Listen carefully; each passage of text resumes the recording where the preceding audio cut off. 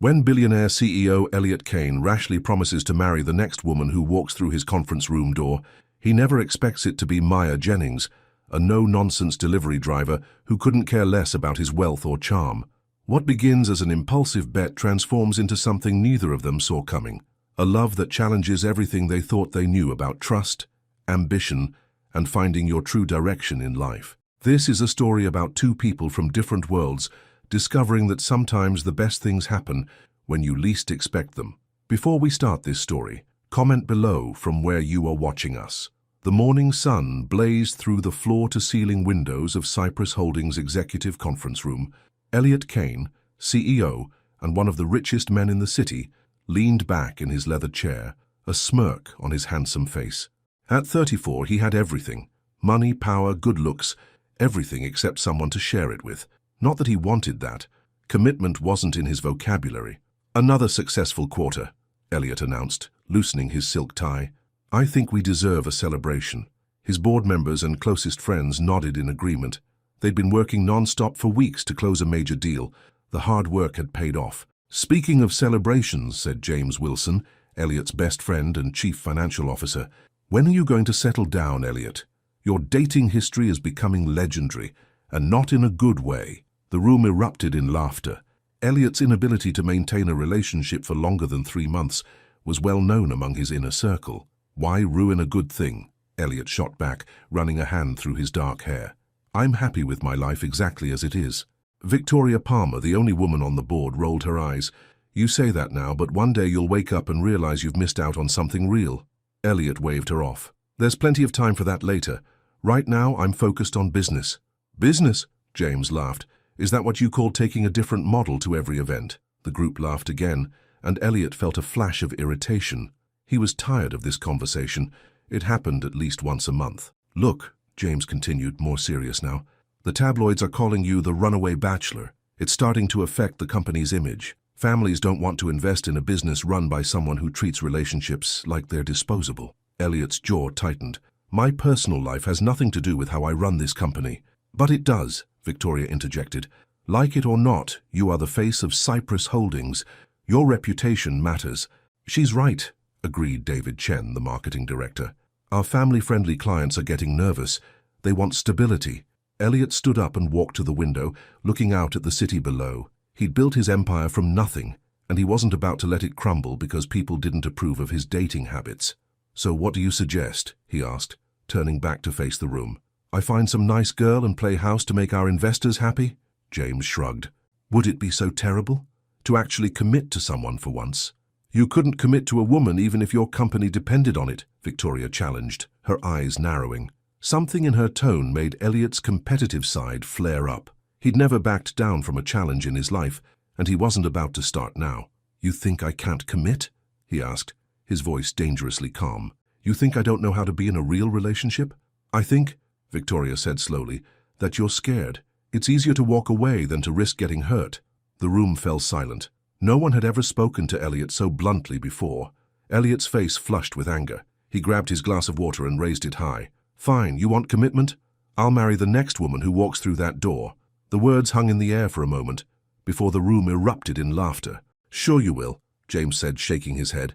"I'm serious," Elliot insisted, though he wasn't entirely sure he meant it. But his pride was on the line now. "The next woman who walks through that door, I'll marry her." As if on cue, the elevator outside dinged.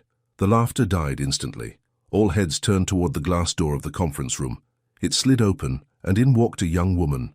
She was wearing jeans, a plain t-shirt, and a delivery company cap. Her dark curly hair was pulled back in a ponytail, and she was carrying a large food delivery bag. She looked hot, tired, and completely out of place among the suits and ties. "Food delivery for Elliot Kane?" she announced, her voice carrying a note of irritation. "I've been waiting downstairs for 20 minutes. The room remained silent, all eyes moving between the delivery woman and Elliot, who stood frozen by the window. "Well," the woman demanded, shifting the heavy bag to her other hand. "Is one of you Elliot Kane? I don't have all day." James cleared his throat and pointed at Elliot. "That's him." The woman marched over to Elliot, completely unimpressed by the expensive suits, the floor-to-ceiling windows, or the obvious wealth surrounding her. "Sign here," she said, thrusting a digital tablet at him.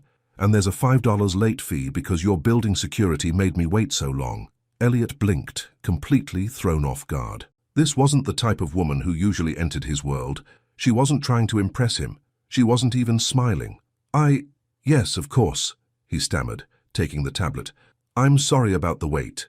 The woman, Maya, according to her name tag, raised an eyebrow, clearly surprised by the apology. Whatever, she said.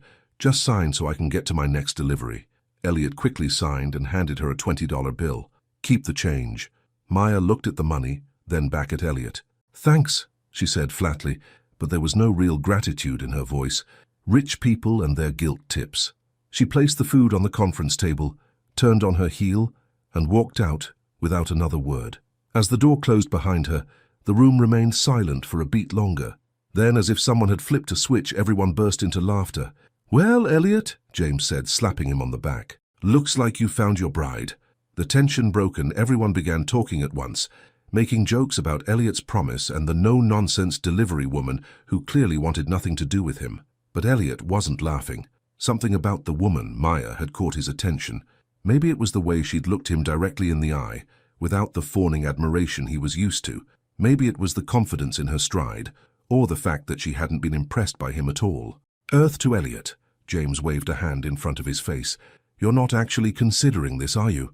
Elliot snapped back to reality. What? No, of course not. It was a joke. But as the meeting continued, Elliot found his thoughts drifting back to Maya. He wondered what her story was, what had put that guarded look in her eyes. For the first time in a long time, Elliot Kane was curious about a woman, and not just because of her looks. Maya Jennings stepped out of the gleaming office building, squinting in the bright sunlight. Her delivery app beeped, alerting her to the next order. No time to rest. At 26, Maya was used to the grind. She'd been working since she was 16, taking care of herself and helping her mother with her younger brother, Kevin. Kevin had autism, and the special programs he needed weren't cheap. Maya checked her watch. She had 3 more hours on her shift, then a quick shower at home before heading to her night classes at the community college. She was studying business administration, determined to build a better life for herself and her family. As she climbed back into her beat-up car, she thought about the man she'd just delivered to, Elliot Kane. She'd seen his face in magazines and on billboards around the city. Another rich guy born with a silver spoon in his mouth, thinking he owned the world. When she'd walked into that fancy conference room, she'd felt all those rich people staring at her like she was some kind of alien, like delivery drivers didn't belong in their world. Well, too bad. She had just as much right to be there as any of them. More, probably. She doubted any of them had worked as hard as she had just to keep a roof over their heads. Maya's phone rang, interrupting her thoughts. It was her mother. Hey, Mom, she answered, starting the car. Maya, honey, I need a favor. Her mother's tired voice came through the speaker. Kevin's therapy session got moved up, and I can't get off work early. Could you... I'll pick him up, Maya said immediately. What time? 4:30. I'm sorry to ask. I know you're working. It's fine, Mom, really, I'll make it work. Maya ended the call and sighed. She'd have to ask her supervisor for an early end to her shift, which meant less money. But family came first. It always had. As she pulled into traffic, Maya pushed all thoughts of Elliot Kane and his fancy office out of her mind. People like him lived in a different world, one where they didn't have to count every dollar or sacrifice sleep for school, one where they could afford to waste 20 minutes of a delivery driver's time without thinking twice about it. Maya had learned long ago that fairy tales weren't real, especially not for women like her, working 2 jobs and still barely making ends meet. Prince Charming didn't exist, and even if he did, he certainly wouldn't be looking for a delivery driver with an attitude and too many responsibilities. No, Maya knew better than to dream. She had goals, not fantasies. And right now, her goal was to make it through another day. A week later, Maya was surprised to see a special delivery request pop up on her app. The address looked familiar. Cypress Holdings, top floor. The same place she'd delivered to last week. The order had a note. Private catering for brunch meeting. Double standard pay rate. Maya hesitated. Double pay was tempting, but something about returning to that place made her uneasy. She remembered the way everyone had gone quiet when she walked in, like they'd been talking about her. But money was money, and with Kevin's new therapy sessions, she needed all she could get. Maya accepted the order. When she arrived at Cypress Holdings, the security guard waved her through immediately. Mr. Kane is expecting you, he said. Top floor, same conference room as last week. Maya frowned. How did the guard know she'd been here before? And why was the CEO himself expecting a delivery driver? The elevator ride to the top floor felt longer this time. Maya straightened her cap and smoothed down her t-shirt, suddenly aware of how out of place she looked in this fancy building. When the doors opened, she took a deep breath and headed for the conference room. But when she entered, she was surprised to find only one person waiting. Elliot Kane stood by the window, dressed more casually than before in dark jeans and a button-down shirt with rolled-up sleeves. He turned when she entered, and a smile spread across his face. "Maya," he said as if they were old friends, "thank you for coming." Maya set the food bag down on the table, her guard immediately up. "Where's the meeting?" "There isn't one," Elliot admitted. "I just wanted to talk to you." Maya crossed her arms. "You ordered $100 worth of food just to talk to me." Elliot had the decency to look embarrassed. "I wanted to apologize for last week, for making you wait, and for the way everyone reacted when you came in." Maya narrowed her eyes. "What was that about anyway? It was weird." Elliot ran a hand through his hair, looking uncomfortable. "It's complicated, but I felt bad about it, and I wanted to make it up to you. By ordering food you don't need. I'll donate it," he said quickly, "to the shelter down the street. I do it all the time." Maya wasn't sure whether to believe him or not. "Fine. You've apologized. Is there anything else? Because I have other deliveries waiting." "Actually," Elliot said, taking a step toward her, "I was hoping we could start over, maybe get to know each other a little." Maya let out a short laugh. "Get to know each other? Why would you want to get to know me?" "Because you're the first person in a long time who hasn't treated me like Elliot Kane, CEO," he said simply. "You treated me like a regular person who was wasting your time. It was refreshing." Maya stared at him, trying to figure out his angle. Men like Elliot Kane didn't just want to get to know women like her without expecting something in return. "Look," she said finally, "I don't know what kind of game you're playing, but I'm not interested. I'm just trying to do my job and get through the day like everyone else." Elliot's smile faded. "It's not a game. I just thought—" "You thought what?" Maya interrupted. "That the delivery girl would be thrilled to have the great Elliot Kane notice her. That I'd swoon at your feet because you deigned to apologize. Sorry to disappoint you, but I'm not impressed by your money or your fancy office or your charm." Elliot looked genuinely surprised by her outburst. "That's not what I meant. Save it," Maya said, heading for the door. "Enjoy your food, or donate it, whatever. I don't care." She walked out, heart pounding. Who did that guy think he was? Did he expect her to be grateful for his attention, to feel special because a billionaire wanted to get to know her? As the elevator doors closed, Maya leaned against the wall and closed her eyes. She shouldn't have lost her temper. She needed this job. If Elliot Kane complained, she could get in trouble. But there was something about him that got under her skin. Maybe it was the easy confidence, the assumption that his attention was some kind of gift. Or maybe it was the way he'd looked at her, like he actually saw her, not just a delivery person. Maya shook her head, pushing the thought away. It didn't matter. After today, she'd probably never see Elliot Kane again, and that was just fine with her. Elliot stared at the closed door, stunned. That had not gone according to plan. He wasn't sure what he'd expected, but it wasn't this. Maya Jennings storming out, clearly furious with him. Usually, women were eager to spend time with him. They laughed at his jokes, touched his arm, asked about his business. But Maya had looked at him like he was a problem to be solved, an obstacle in her day, and instead of being put off, Elliot found himself even more intrigued. There was something about her, a fire, a determination that drew him in. She wasn't polished or artificial like the women he usually dated. She was real, raw, unimpressed by his wealth and status. Elliot walked to the window, looking out at the city below. For the first time in years, he felt a challenge. Maya Jennings had walked into his life by accident, but now he couldn't stop thinking about her. He'd made a joke about marrying the next woman who walked through that door. But what if it wasn't a joke? What if Maya, with her sharp tongue and guarded eyes, was exactly what he needed? Elliot smiled to himself. He wasn't giving up. Not yet. Maya Jennings had no idea what was coming, because when Elliot Kane wanted something, he didn't stop until he got it.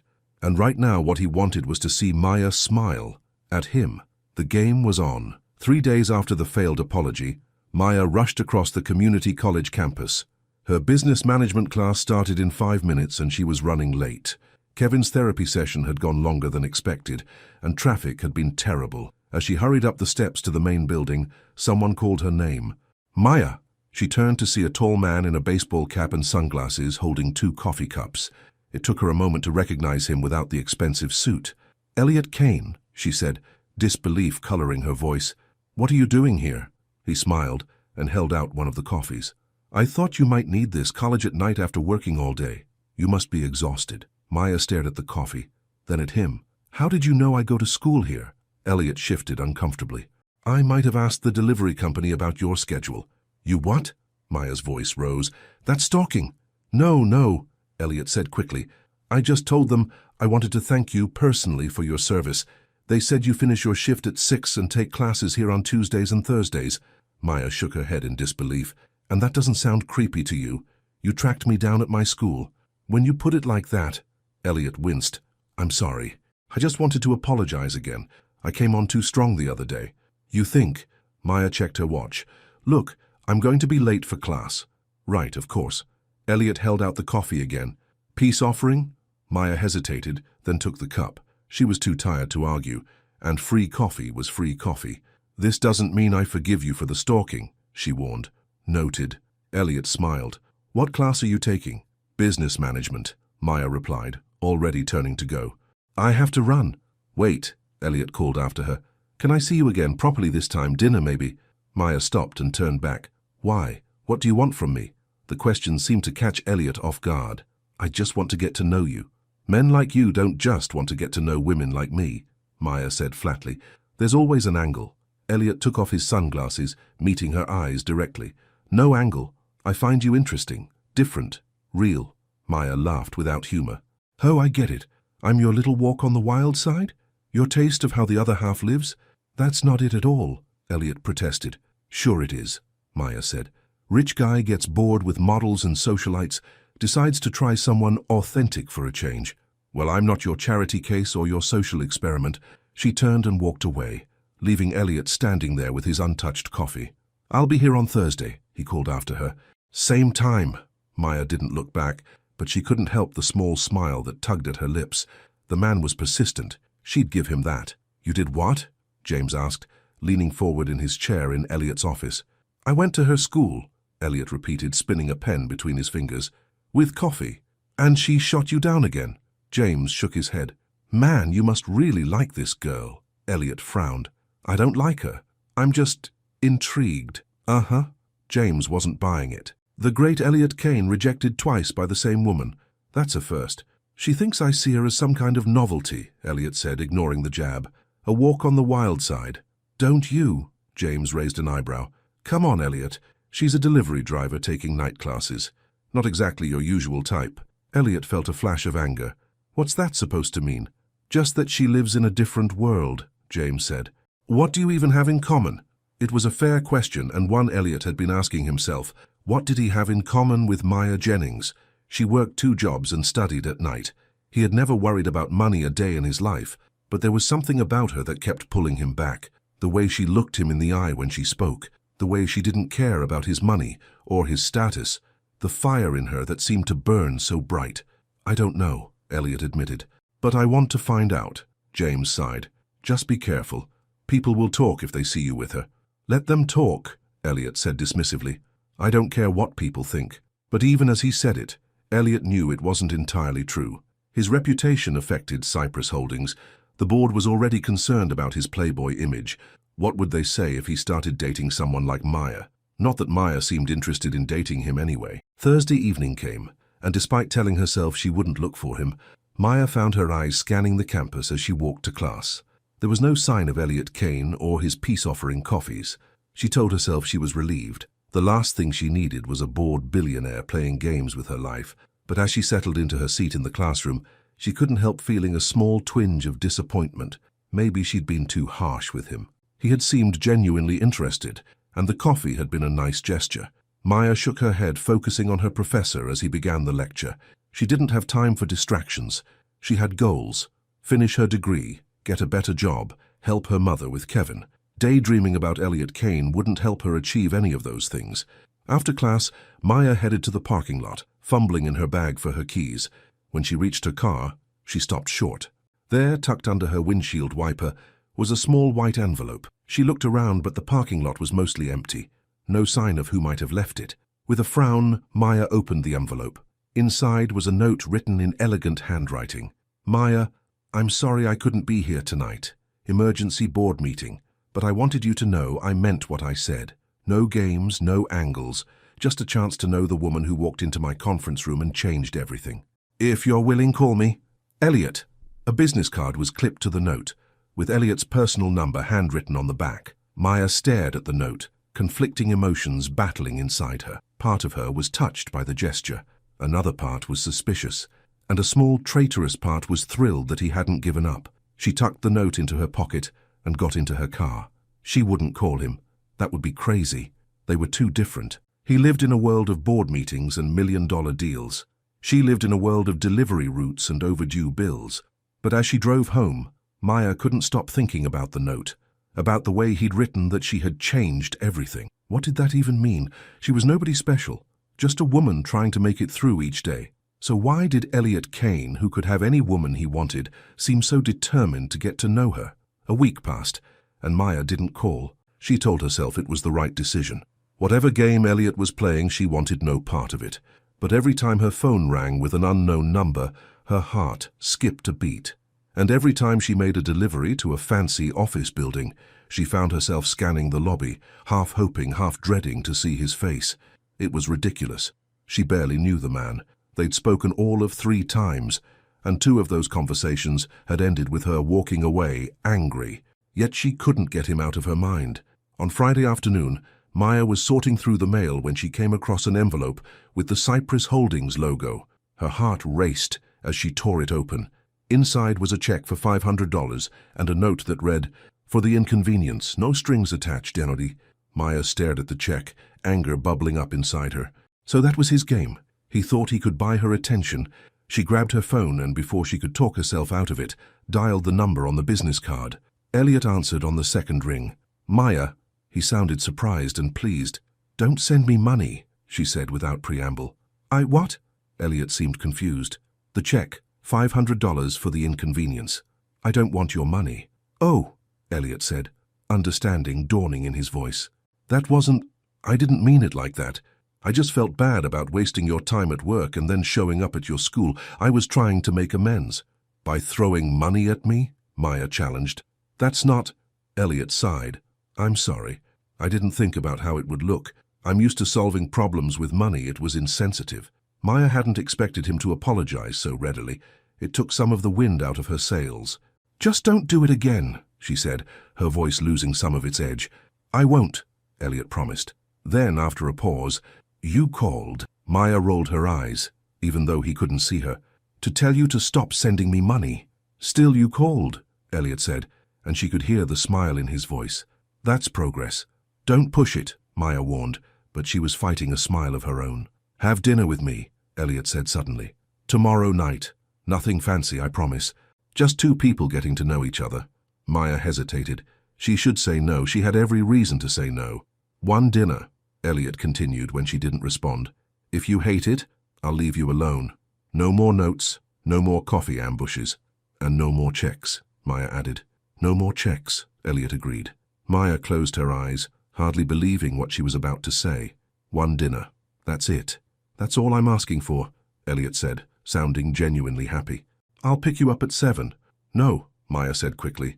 "I'll meet you somewhere." The last thing she needed was for her mother to see her getting into a billionaire's car. "Fair enough," Elliot said. "There's a place called Maria's on 9th Street. Small Italian restaurant, nothing fancy. How's that?" Maya knew the place. It was a family-owned restaurant. Casual but nice. Not the kind of place she expected Elliot Kane to frequent. "That works," she said, still not entirely sure she was making the right decision. "Great," Elliot said. "I'll see you tomorrow at 7. After they hung up, Maya sat staring at her phone, wondering what she'd just gotten herself into. One dinner with Elliot Kane. What was the worst that could happen? The next evening, Maya stood outside Maria's, second-guessing her decision. She'd changed outfits 3 times before settling on a simple blue dress she'd bought for job interviews. It was the nicest thing she owned, but she still felt underdressed for a date with one of the richest men in the city. Not that this was a date. It was just dinner. One dinner, and then she could put this whole bizarre situation behind her. Maya checked her watch. 6:55 p.m. She was early, but to her surprise, Elliot was already there, waiting outside the restaurant. He was dressed casually in dark jeans and a button-down shirt, no tie, no fancy watch. If she didn't know who he was, she might have mistaken him for any other guy waiting for a date. "You came," he said when he spotted her, a smile lighting up his face. "I said I would," Maya replied, suddenly nervous. Elliot held the door open for her. "After you." The restaurant was warm and inviting, with checkered tablecloths and candles in wine bottles. It smelled of garlic and tomato sauce. To Maya's surprise, the owner greeted Elliot by name. "Mr. Kane, so good to see you again. Your usual table." "Thanks, Tony," Elliot said, shaking the man's hand. "This is Maya." Tony smiled warmly at her. "Any friend of Elliot's is welcome here. Come, come." He led them to a corner table, partially secluded from the rest of the restaurant. It was cozy and private without being too intimate. Once they were seated and had ordered drinks, water for Maya, a glass of red wine for Elliot, an awkward silence fell between them. "So," Maya said finally, "you come here often?" Elliot smiled. "My mother used to bring me here when I was a kid, before she got sick. It's one of the few places in the city that still feels like home." Maya hadn't expected such a personal answer. She'd assumed his usual table was a recent development, part of his attempt to impress her with his knowledge of small, authentic restaurants. "Your mother," she began hesitantly. "Leukemia," Elliot said quietly. "I was 12. My father buried himself in work after that, left me with nannies and boarding schools." "I'm sorry," Maya said, genuinely meaning it. She tried to imagine losing her mother at such a young age and couldn't. Elliot shrugged, clearly uncomfortable with the sympathy. "It was a long time ago. What about your family?" Maya took a sip of water, considering how much to share. "My mom raised me alone. My dad left when I was little. I don't remember him much. Now it's just me, my mom, and my little brother, Kevin." "How old is Kevin?" Elliot asked, seeming genuinely interested. 16, Maya said. "He has autism. He's really smart, but he struggles with social situations and change. That's why I work so hard. His therapy and special programs are expensive." Elliot nodded thoughtfully. "That can't be easy, working 2 jobs and going to school." "We do what we have to do," Maya said with a shrug. "Kevin's worth it. He's got this amazing mind for numbers. He can look at a math problem and just see the answer." As she talked about her brother, Maya felt herself relaxing. Elliot listened attentively, asking questions about Kevin's interests and abilities. He didn't offer platitudes or pity, just genuine curiosity. By the time their food arrived, spaghetti carbonara for Maya, lasagna for Elliot, the conversation was flowing easily. They talked about Maya's studies, Elliot's early days building Cypress Holdings, their favorite books and movies. To Maya's surprise, she was enjoying herself. Elliot was different than she'd expected. He was intelligent and funny, and he seemed genuinely interested in her life. There were moments when his privileged background showed through, like when he was shocked to learn Maya had never been out of the state, but he never made her feel less than. As they shared a tiramisu for dessert, Elliot asked, "So why business management? What's the dream?" Maya hesitated before answering. She rarely shared her ambitions with anyone. "I want to start my own company," she said finally. "A service that helps families with special needs children find and coordinate care. There are so many resources out there, but they're scattered and hard to navigate. My mom and I spent years trying to figure it all out for Kevin. I want to make it easier for other families." Elliot's eyes lit up. "That's a fantastic idea. There's definitely a market for that kind of service." "Maybe," Maya said, pushing the dessert around with her fork, "but it takes money to start a business, and that's one thing I don't have." "Money isn't everything," Elliot said, then laughed at Maya's raised eyebrow. "Okay, coming from me, that sounds ridiculous, but it's true. The best businesses start with passion and a real understanding of the problem they're solving. You have both." Maya smiled, touched by his encouragement. "Thanks. It might take me a while, but I'll get there eventually."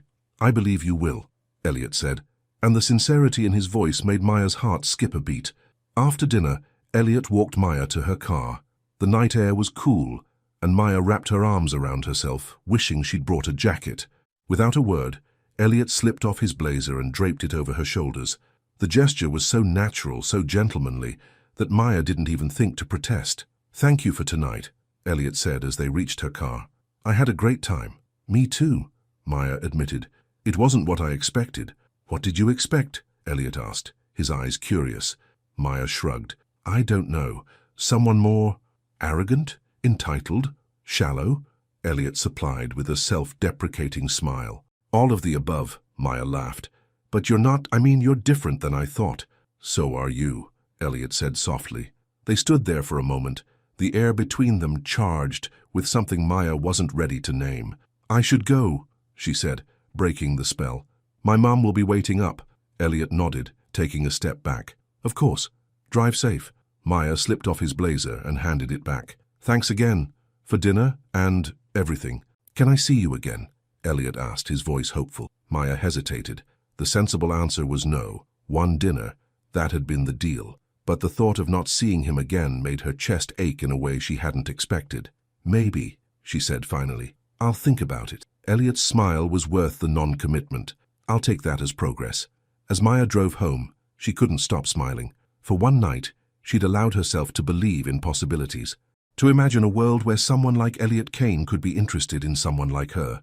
But as she pulled into her driveway and saw the peeling paint, the overgrown lawn, the stark reality of her life, doubt crept back in. Elliot lived in penthouses and traveled the world. She lived paycheck to paycheck in a house that was falling apart. What could he possibly see in her that wasn't just novelty or worse, pity? Maya sighed as she got out of the car. One dinner had been nice, a fantasy. But that's all it could ever be. She had no idea that across town Elliot Kane was lying awake, thinking about her smile and making plans to see it again. The next morning, Maya's delivery app pinged with a notification. A special request order, double pay rate. The address was familiar, Elliot's penthouse apartment. The note read, "Forgot to give you something last night. E." Maya stared at the notification, torn between amusement and exasperation. The man didn't give up easily. Against her better judgment, she accepted the order. When she arrived at Elliot's building, the doorman escorted her directly to the private elevator that led to the penthouse. The elevator opened directly into a stunning apartment with floor-to-ceiling windows overlooking the city. Elliot was waiting, dressed casually in a t-shirt and jeans, looking like a normal guy rather than a billionaire CEO. Except normal guys didn't live in penthouses with views like this. "You're making a habit of this," Maya said, holding out the delivery bag. "Using my job to see me." Elliot had the grace to look embarrassed. "I know, I'm sorry, but I didn't have your number, and I really did forget to give you something." He disappeared into another room and returned with a small wrapped package. "What's this?" Maya asked, not taking it. "It's not money," Elliot assured her quickly. "Just open it." Hesitantly, Maya took the package and unwrapped it. Inside was a book, The Startup Playbook, Founder's Guide to Building a Successful Business. "I thought it might help with your business idea," Elliot explained. "It's the book I wish I'd had when I was starting out." Maya ran her fingers over the cover. It was a thoughtful gift, one that showed he'd really listened to her. "Thank you," she said softly. This is really nice." Elliot looked relieved. "So you like it? I wasn't sure if it would seem presumptuous." "No, it's perfect," Maya assured him. She hesitated, then added, "But you didn't have to order food just to give me a book." "I know," Elliot admitted, "but I wanted to see you again, and I was hungry." Maya laughed. "Well, at least you're honest." "I'm trying to be," Elliot said, his expression turning serious. "Maya, I really like you. I know we come from different worlds, and I know you have every reason to be skeptical of my intentions. But I'd like to keep seeing you, if you'll let me." Maya looked at him, at his earnest expression, and felt her resolve weakening. What was happening to her? This wasn't like her at all. She didn't do relationships, especially not with men who lived lives so different from her own. But there was something about Elliot, something real beneath the wealth and the status, that called to her. "One step at a time," she said finally. "Let's start with you giving me your number, so you don't have to keep abusing the delivery app." Elliot's face broke into a wide smile. "That sounds like progress to me." As Maya programmed Elliot's number into her phone, she couldn't help but smile too. She didn't know where this was going, and she was still wary. But for the first time in a long time, she was willing to find out. What she didn't know was that across town, in the offices of Cypress Holdings, forces were already at work that would test whatever was growing between them. Forces that saw Maya Jennings not as a woman Elliot was falling for, but as an opportunity to fix a PR problem. And Maya had no idea she was about to become the center of a corporate storm. Over the next 3 weeks, Maya and Elliot fell into a routine. He would text her during the day, little messages asking about her classes or telling her about his meetings. She would respond when she could, between deliveries or during breaks at school. They met twice a week for dinner, always at small, out-of-the-way places where Elliot wasn't likely to be recognized. Maya insisted on paying her own way, and though Elliot clearly wanted to treat her, he respected her independence. On Sundays, Maya would bring Elliot to the park where she took Kevin. At first, she had been nervous about introducing them. Kevin didn't do well with new people, but Elliot had been patient, letting Kevin set the pace of their interaction. To Maya's surprise, Kevin had taken to Elliot almost immediately. When Elliot showed genuine interest in Kevin's fascination with numbers, asking him to solve complex math problems and then checking the answers on his phone, Kevin had declared him acceptable. Coming from Kevin, it was high praise. Maya's mother had been more skeptical. "A billionaire CEO?" she had asked when Maya finally told her about Elliot. "What does he want with you?" The question had stung, but Maya understood her mother's concern. Men like Elliot didn't usually date women like her. Not seriously, anyway. "We're just friends," Maya had insisted, though she knew it wasn't entirely true. There was something growing between them, something that made her heart race when his name appeared on her phone, something that had her counting the hours until she would see him again. But she was still cautious, still waiting for the other shoe to drop. That shoe dropped on a Tuesday morning.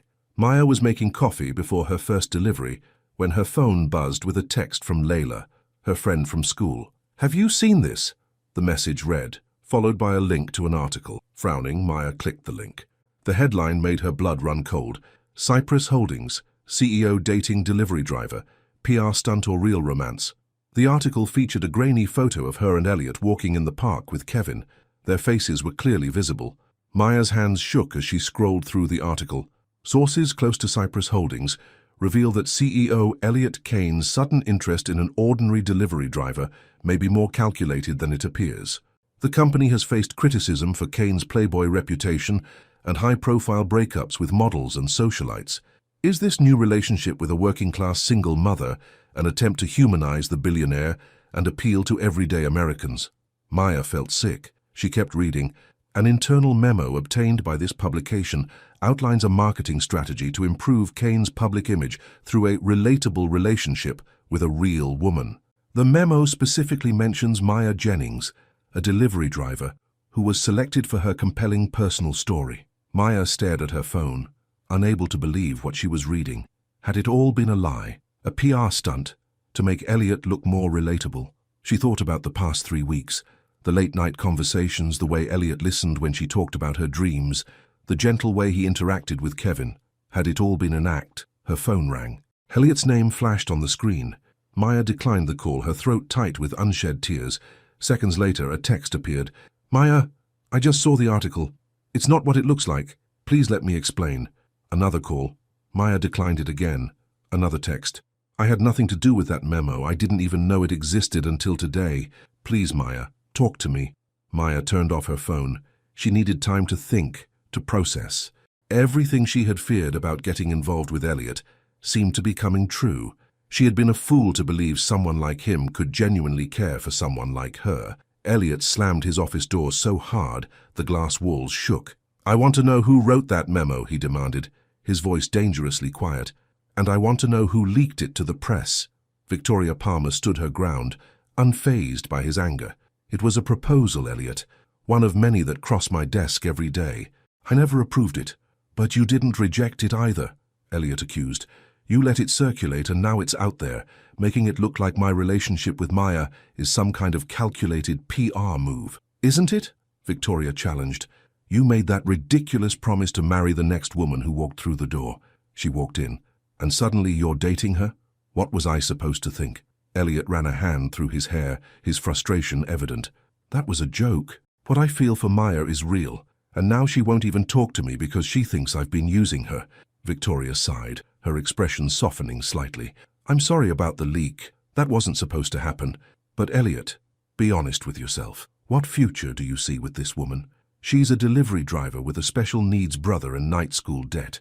You're the CEO of a multi-billion-dollar company. It's not realistic." "That's not your decision to make," Elliot snapped. "My relationship with Maya is none of your business, or the company's business."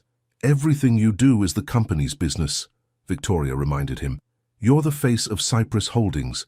Your personal life affects our stock prices, our client relationships, our public image. So what do you suggest?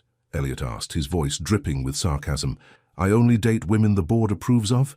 Get their permission before I fall in love? The word slipped out before he could stop it. Love. Was that what he was feeling for Maya? This overwhelming need to be with her, to protect her, to make her happy? Victoria's eyebrows shot up. Love? After 3 weeks? Elliot, be serious. I am serious, Elliot said quietly. More serious than I've ever been about any woman. Victoria stared at him, clearly trying to determine if he was being truthful. If that's true, she said finally, then you need to fix this. Fast. The memo is out there. The speculation is out there. And from what I can tell, your delivery driver isn't taking your calls. Elliot sank into his chair, the fight draining out of him. She thinks I've been using her this whole time, that our relationship is just a publicity stunt. Then prove her wrong, Victoria said simply. And while you're at it, find out who leaked that memo, because it wasn't me. After Victoria left, Elliot sat staring at his phone, willing Maya to call him back. He had sent 12 messages, left 5 voicemails. Nothing. He couldn't lose her. Not like this. Not because of some stupid memo he hadn't even known existed. Elliot scrolled through his contacts and called the one person who might be able to help. James, I need a favor. Maya managed to get through her delivery shift on autopilot, her mind still reeling from the article.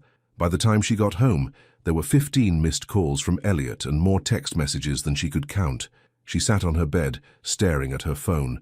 Part of her wanted to believe him, wanted to believe that he hadn't known about the memo, that his feelings for her were real, but the evidence was right there in black and white, an internal memo from his company, with her name on it. A soft knock at her door interrupted her thoughts. Maya, her mother called. There's someone here to see you. Maya sighed. If it's Elliot, tell him I'm not home. It's not Elliot, her mother replied. It's a man named James Wilson. He says he's Elliot's friend. Maya frowned. What was Elliot's CFO doing at her house? Curiosity won out. Maya opened her door and followed her mother to the living room, where James stood awkwardly, looking out of place in his expensive suit. Maya, he said with a nod, thank you for seeing me. I haven't agreed to see you yet, Maya replied coolly. What do you want? James glanced at Maya's mother, who took the hint and retreated to the kitchen, though Maya knew she would be listening. Elliot didn't send me, James said as if reading her mind. He doesn't know I'm here. Then why are you here? Maya asked. James sighed. Because Elliot is my best friend, and right now he's a mess. He thinks he's lost you, and he has no idea how to fix it. There's nothing to fix, Maya said flatly. The memo made it pretty clear what this was all about. The memo Elliot knew nothing about, James insisted. Look, I've known Elliot since college. I've seen him with dozens of women. Models, actresses, socialites, women who fit perfectly into his world, and I've never seen him look at any of them the way he looks at you. Maya crossed her arms, not ready to be swayed. So why would someone at his company write a memo about using me for publicity? Because Elliot's reputation has been a concern for the board, James admitted. His playboy image was affecting business. When he suddenly started seeing you, someone so different from his usual type, the marketing team saw an opportunity. But Elliot never approved that memo. He never even saw it. Convenient, Maya said, but her resolve was weakening. James reached into his jacket and pulled out a folded paper. This is a copy of the original memo. Look at the date. Maya took the paper and unfolded it. The date at the top was from last week, 2 weeks after she and Elliot had started seeing each other. This doesn't prove anything, Maya said, but her voice lacked conviction. Someone could have had the idea earlier. Maya, James said gently, I've known Elliot for 15 years. I've never seen him like this about anyone. The night you walked into that conference room, something changed in him, and it had nothing to do with PR or the company's image. Maya remembered that night, the way everyone had gone silent, the strange tension in the room. She had assumed they were surprised to see a delivery person in their fancy meeting, but what if it had been something else? What happened that night? She asked suddenly. When I walked in, everyone went quiet. Why? James shifted uncomfortably. That's for Elliot to explain.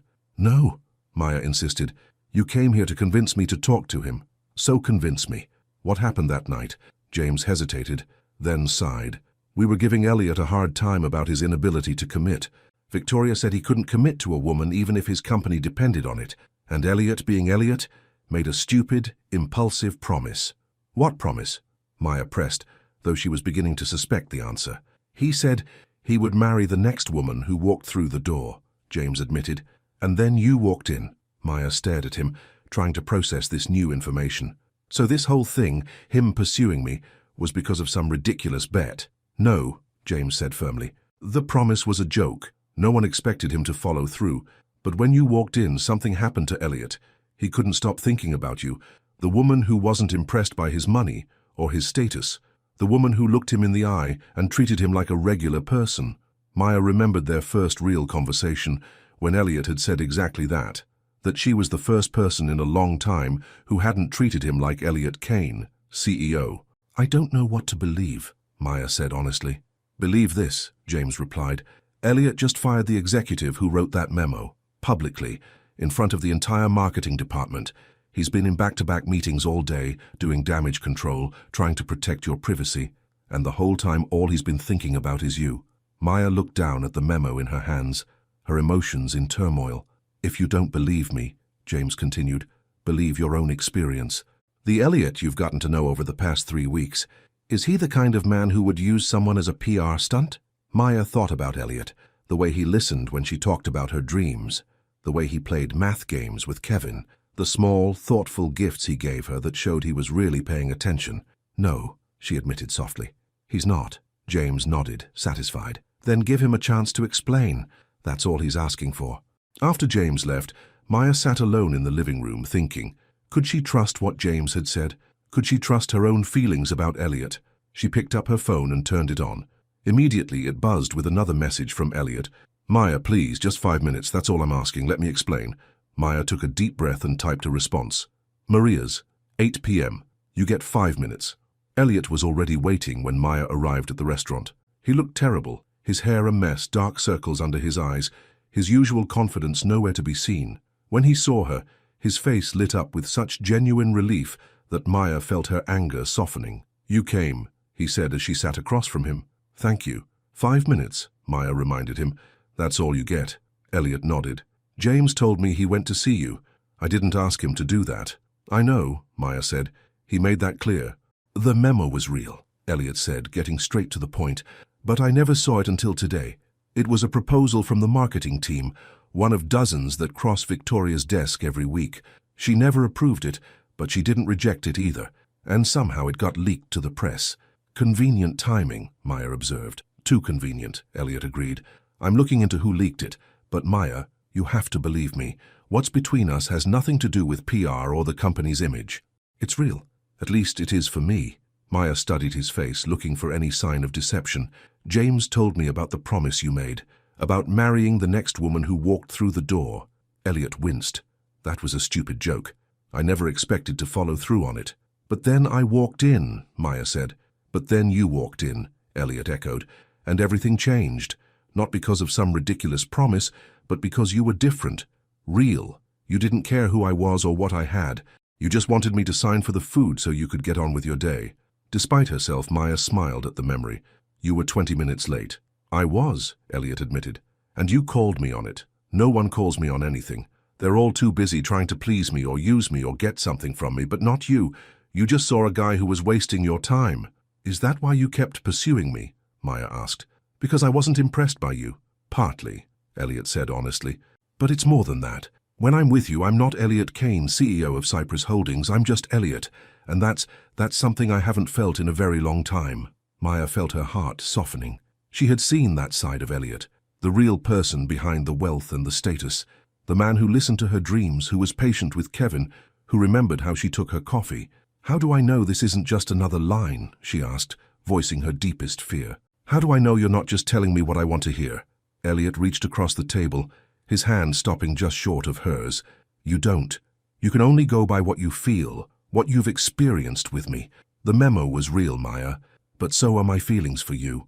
Maya looked at his hand resting on the table between them. Her 5 minutes were up. She had a decision to make. Slowly, she reached out and placed her hand on top of his. I want to believe you. Elliot turned his hand over, linking their fingers together. Then believe me, because I'm falling in love with you, Maya Jennings, and that has nothing to do with any memo or promise or PR stunt. It's just you and me. The words sent a shiver through Maya. Love. It was too soon, too fast, and yet, when she looked into Elliot's eyes, she could see the truth there. I need time, she said softly. This is all happening so quickly. The article, the memo, finding out about your promise. It's a lot to process. Take all the time you need, Elliot said, squeezing her hand. I'm not going anywhere. Over the next few days, Maya kept her distance, using the time to think. She reread the article, examined the memo James had given her, and replayed her conversations with Elliot in her mind. She thought about the way he looked at her when she talked about her dreams, the way he made her laugh, the way he treated Kevin with respect and patience. Could a man fake all of that just for a PR stunt? On Friday evening, Maya made her decision. She texted Elliot, "Can we talk? In person?" His response was immediate. "Name the time and place. I'll be there." They met at a small coffee shop near Maya's house. Neutral territory. When Elliot walked in, Maya could see the anxiety in his eyes, the tension in his shoulders. He was afraid of what she might say. "Thank you for coming," Maya said, as he sat across from her. "Thank you for asking me to," Elliot replied. "I've been going crazy not talking to you." Maya took a deep breath. "I've been thinking a lot about everything. The memo, the article, what James told me about your promise. And I've come to a decision." Elliot's knuckles went white as he gripped his coffee cup. "And I believe you," Maya said simply. "I believe that you didn't know about the memo. I believe that your feelings for me are real." The relief on Elliot's face was palpable. "Maya, But," she interrupted, "I need you to understand something. I'm not just some storyline in your life.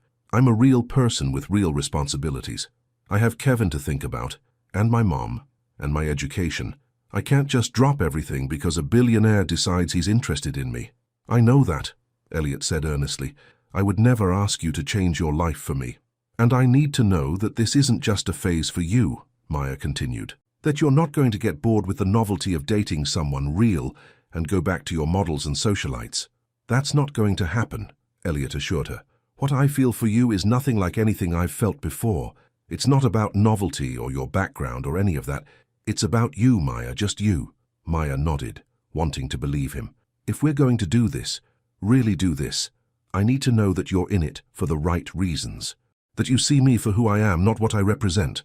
"I see you, Maya," Elliot said softly. "I see your strength and your determination. I see how much you love your family and how hard you work for them. I see your dreams and your fears, and I want to be part of all of it if you'll let me." Maya felt tears pricking at her eyes. No one had ever spoken to her like that before, like she was precious and valuable, just as she was. "Okay," she said, her voice barely above a whisper. "Okay," Elliot repeated, hope dawning in his eyes. "Okay, we can try this," Maya clarified, "but we take it slow and we keep it private.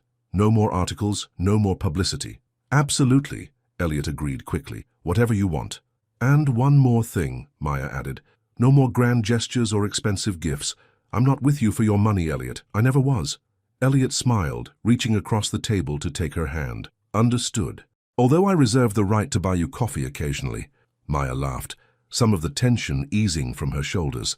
"I think I can live with that."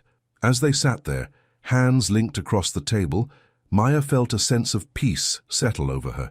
She was taking a risk, opening her heart to this man from a different world, but for the first time in her life, the risk felt worth taking. What she didn't know was that across town, someone was watching their reconciliation with growing concern. Someone who had plans of their own for Elliot Kane, plans that didn't include Maya Jennings. Victoria Palmer sat in her office, staring at the photo on her tablet. One of her sources had just sent it to her, Elliot and Maya, holding hands at a coffee shop, clearly reconciling after their brief falling out. She frowned, swiping to the next image, a screenshot of a text conversation between Elliot and Maya. Her source was thorough. This wasn't how it was supposed to go. The leak of the memo was meant to drive Maya away for good, to make her believe Elliot had been using her all along, but somehow he had managed to convince her otherwise. Victoria set down the tablet and picked up her phone. She dialed a number she knew by heart. "It's me," she said when the call connected. "We have a problem. The delivery girl is back in the picture." She listened to the response, her frown deepening. "No, I don't think he suspects anything, but we need to move faster. The longer this goes on, the harder it will be to separate them." Another pause as the person on the other end spoke. "I understand the risks," Victoria said impatiently, "but we've come too far to back out now. Elliot Kane needs to be removed as CEO, and this girl is standing in our way." She ended the call and turned back to her computer. On the screen was an email draft addressed to the board of directors.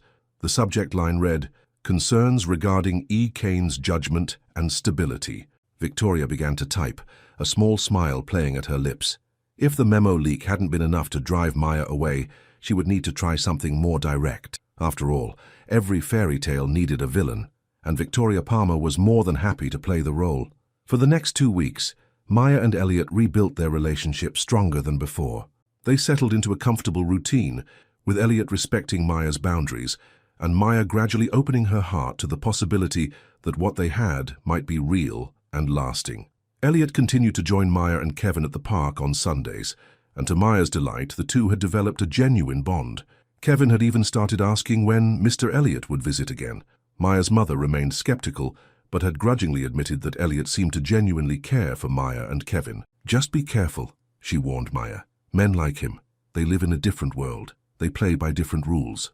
Maya understood her mother's concern, but she was beginning to believe that perhaps Elliot was the exception, that perhaps, against all odds, they could build something real together. On a sunny Saturday afternoon, Elliot surprised Maya by taking her to the community college campus. "What are we doing here?"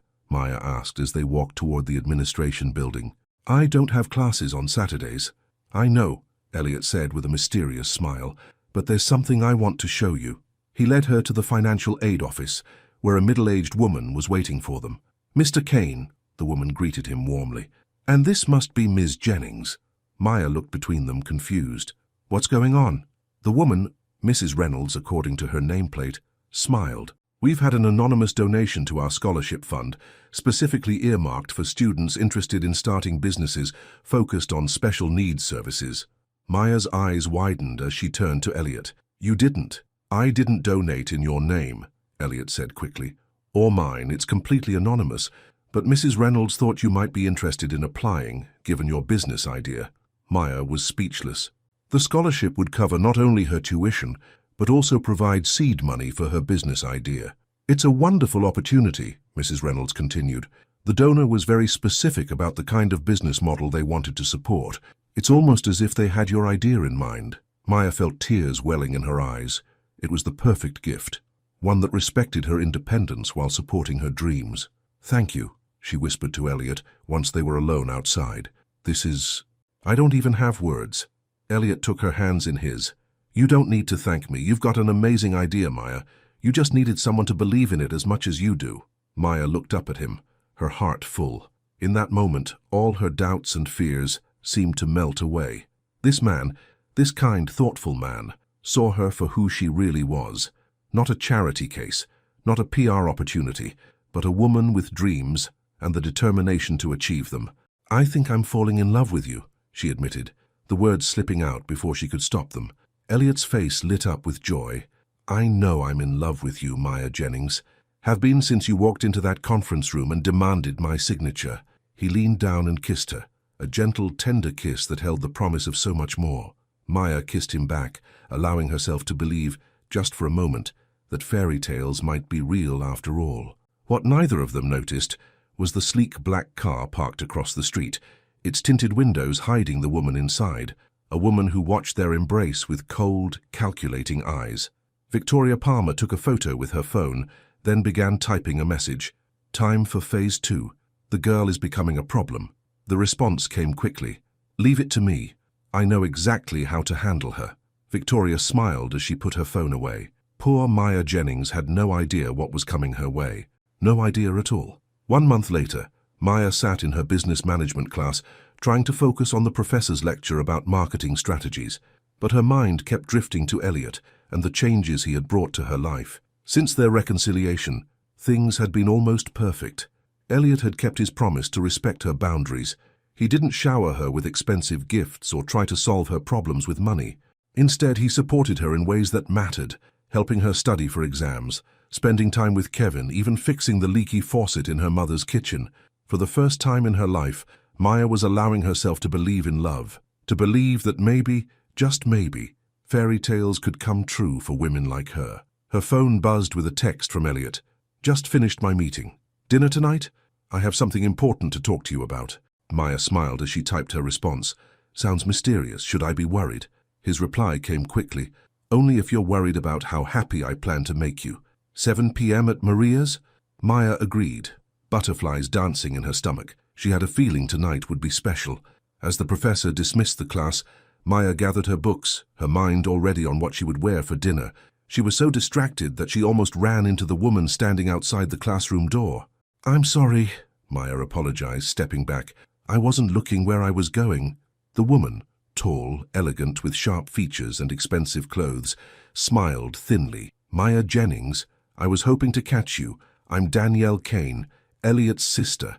Maya froze. Elliot had mentioned his sister lived overseas and they weren't close. He had never suggested she was in town. "Oh," Maya said, extending her hand. "It's nice to meet you. Elliot didn't mention you were visiting." "He doesn't know," Danielle replied, ignoring Maya's outstretched hand. "I wanted to speak with you first. Is there somewhere we can talk privately?" Warning bells rang in Maya's head, but curiosity won out.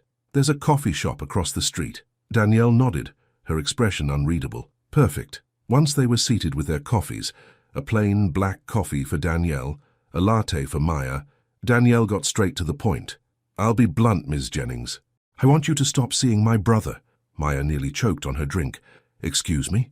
"Elliot has always been impulsive," Danielle continued, her voice cool and detached. "He dives headfirst into things without considering the consequences. This relationship with you is no different." Maya set down her cup, anger rising in her chest. "With all due respect, Ms. Kane, my relationship with Elliot is none of your business." "Everything involving Elliot is my business," Danielle countered. "Our father left me in charge of the family trust, the same trust that controls 40% of Cypress Holdings." Maya frowned, confused. Elliot had told her he built his company from scratch, that he hadn't relied on family money. "That surprises you, doesn't it?" Danielle observed with a smirk. "Did Elliot tell you he was a self-made man, that he built his empire through hard work and determination?" "He said he started the company himself," Maya replied cautiously. "Oh, he started it," Danielle agreed, "with a $20 million loan from our father, a loan he has conveniently forgotten to repay, and now he's putting that investment at risk by involving himself with someone like you." The words stung, but Maya refused to show it. "Someone like me." "Don't play innocent," Danielle said with a dismissive wave. "You're a delivery driver from the wrong side of town with a special needs brother and a mountain of debt. What could you possibly offer Elliot except a path to ruin?" Maya felt her cheeks burn with humiliation and anger. "I think this conversation is over." She moved to stand, but Danielle's next words stopped her cold. "I'm prepared to offer you $500,000 to walk away." Maya stared at her, speechless. "Cash," Danielle added, as if that would make the offer more tempting. "Enough to pay for your brother's care, finish your degree, start that little business you dream about. All you have to do is end things with Elliot." Maya found her voice at last. "You think you can buy me off, that I'm with Elliot for his money? Aren't you?" Danielle challenged. "The scholarship, the internship offer from Cypress Holdings, do you really think those came your way because of your talent?" "Elliot arranged all of it." Maya felt sick. The internship offer had arrived just last week. A chance to work in the community outreach division of Cypress Holdings while finishing her degree. Elliot had claimed he had nothing to do with it. "You're lying," Maya said, but doubt had crept into her voice. "Am I?" Danielle pulled out her phone and showed Maya an email. It was from Elliot to the head of HR at Cypress Holdings, specifically requesting that Maya be offered the internship. "He promised he wouldn't interfere," Maya whispered, hurt blooming in her chest. "My brother has always been a skilled liar," Danielle said, her voice softening in mock sympathy, "especially when it comes to women. Did he tell you about Rebecca, or Sophia, the women he claimed to love before they became inconvenient?" Maya's head was spinning. She wanted to defend Elliot, to insist that Danielle was manipulating her, but the evidence was right in front of her. "Think about it," Danielle pressed. $500,000. No strings attached. A fresh start, without having to wonder if every opportunity in your life came because Elliot pulled strings behind your back. She slid a business card across the table. "Call me when you're ready to be sensible." With that, Danielle stood and walked out, leaving Maya alone with her doubts and a card that promised to solve all her problems, if she was willing to break her own heart. Maya didn't call Elliot to cancel their dinner. She needed to look him in the eye when she confronted him about the internship, about the lies his sister had revealed. She arrived at Maria's early, her stomach in knots. When Elliot walked in, his face lit up at the sight of her, and for a moment, Maya's resolve weakened. How could someone who looked at her with such genuine joy be the manipulative liar Danielle had described? "Maya," Elliot greeted her, leaning down to kiss her cheek. "You look beautiful. We need to talk," Maya said, not returning his smile. Elliot's expression faltered as he sat across from her. "What's wrong?" "I met your sister today," Maya said, watching his reaction carefully. Surprise flashed across Elliot's face. "Danielle, she's in town. She didn't tell me." "She had plenty to tell me, though," Maya continued. "About the family trust that controls part of your company. About the loan from your father that helped you start Cypress Holdings. About how you arranged my internship after promising not to interfere in my career." Elliot's face paled. "Maya, I can explain—" "Can you?" Maya interrupted.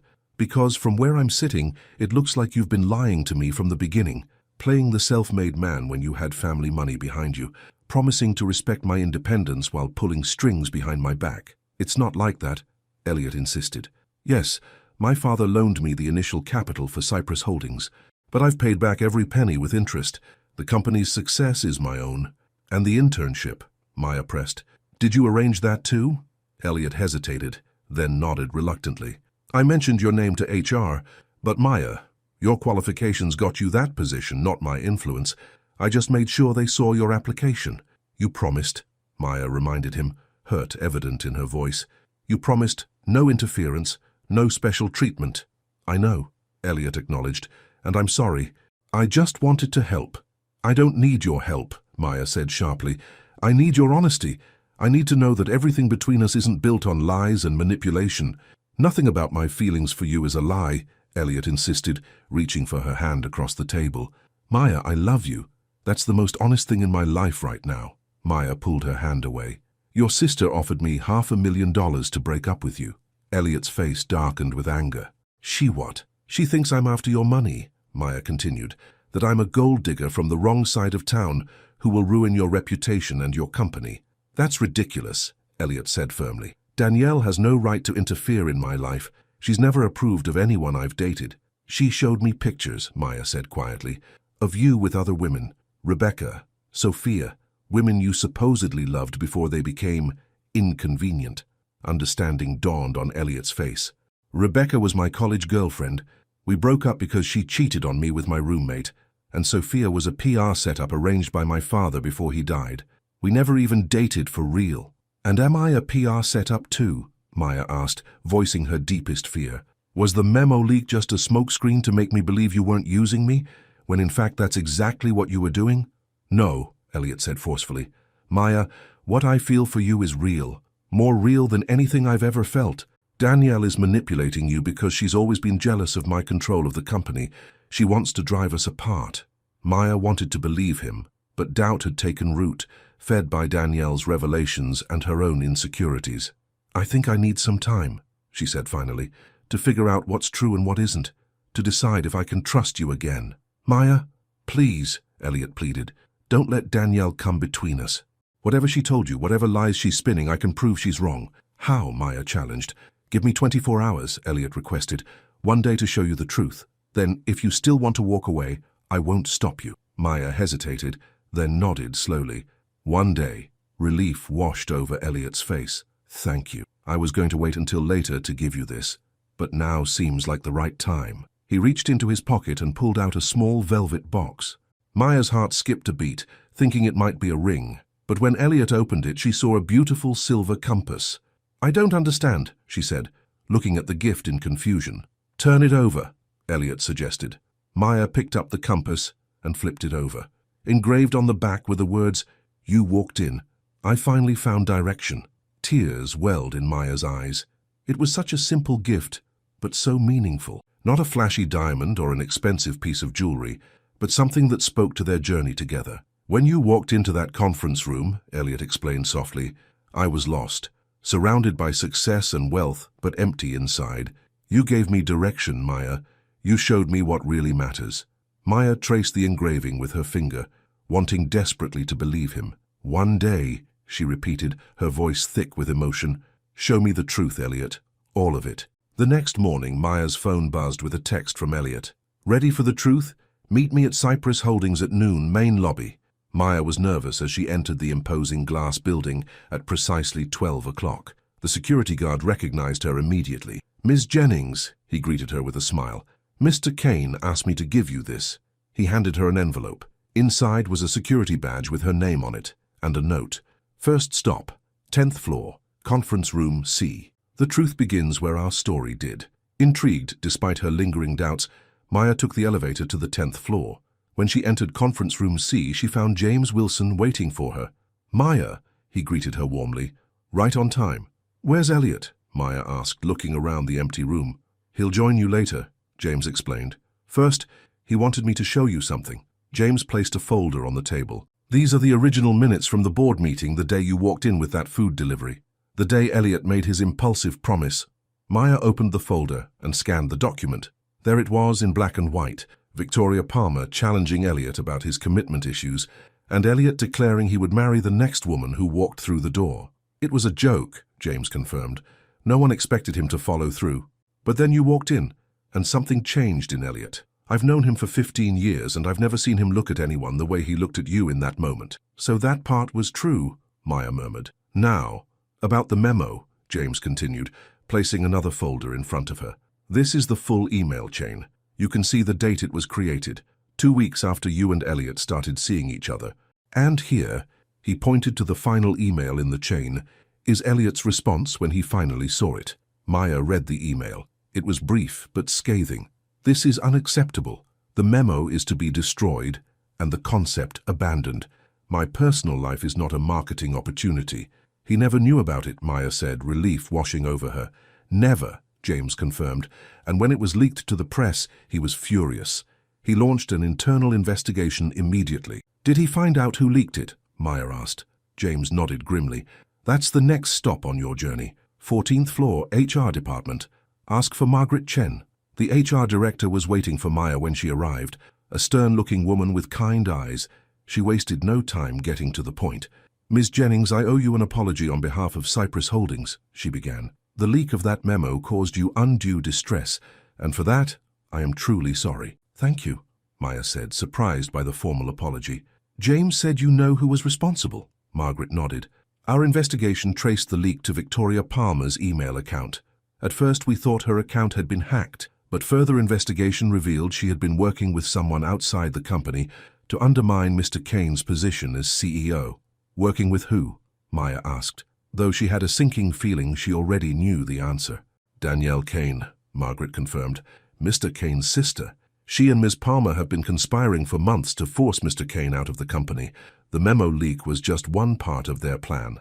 Maya sat back, processing this information. "So Danielle lied about everything?" "Most likely," Margaret agreed. "She's been trying to gain control of Cypress Holdings since her father died. Mr. Kane has always blocked her efforts, believing she doesn't have the company's best interests at heart." "And the internship?" Maya asked. "Did Elliot arrange that?" Margaret looked confused. "The community outreach internship? No, that was my initiative. Your application was exceptional, Ms. Jennings. Your experience with your brother gives you insights into special needs families that we desperately need. Mr. Kane had nothing to do with your selection." Maya felt a weight lifting from her shoulders. Danielle had lied about that too. "Your next stop," Margaret said, handing her another envelope, "is the executive floor, 25th floor, Mr. Kane's office." When Maya stepped off the elevator on the executive floor, she was surprised to find not Elliot, but Victoria Palmer waiting for her. "Ms. Jennings," Victoria said stiffly, "I suppose you've heard about my involvement in the memo leak." Maya nodded, wary of the woman who had caused her so much pain. "I've been asked to give you this," Victoria continued, holding out an envelope, "and to inform you that as of this morning I am no longer employed by Cypress Holdings." "You were fired?" Maya asked, taking the envelope. "I resigned," Victoria corrected. "But yes, my position here became untenable once my actions came to light." "Why did you do it?" Maya couldn't help asking. "Why try to sabotage Elliot?" Victoria's professional facade cracked slightly. "Danielle offered me the COO position if she gained control of the company. I was tired of being overlooked, of watching Elliot get everything handed to him because of his name." "So you leaked the memo to drive me away," Maya realized, "to make me believe Elliot was using me." "Among other things," Victoria admitted. "We had a more comprehensive plan in place, but it's over now." She gestured to the envelope in Maya's hand. "Your final destination is in there. For what it's worth, Ms. Jennings, I underestimated you, and I underestimated Elliot's feelings for you." With that, Victoria walked to the elevator and was gone. Maya opened the envelope and found a handwritten note. Last stop, where it all began. The place we first talked, really talked. E. Maya smiled, understanding immediately. Maria's restaurant, where they had their first real conversation, their first date. When she arrived at the small Italian restaurant, Tony, the owner, greeted her with a warm smile. Ms. Maya, we've been expecting you, right this way. He led her to the same corner table where she and Elliot had shared their first meal, but instead of Elliot, she found a familiar face waiting for her. Kevin? Maya gasped in surprise. What are you doing here? Her brother looked up from the math puzzle he was solving, a rare smile on his face. Mr. Elliot said, I'm part of the truth. Part of the truth? Maya repeated, sitting across from him. Kevin nodded seriously. He said you needed to know that he loves all of you, not just the easy parts. He said I should give you this when you asked the right question. He slid a small box across the table, the same velvet box that had contained the compass. Kevin, what's going on? Maya asked, her heart racing.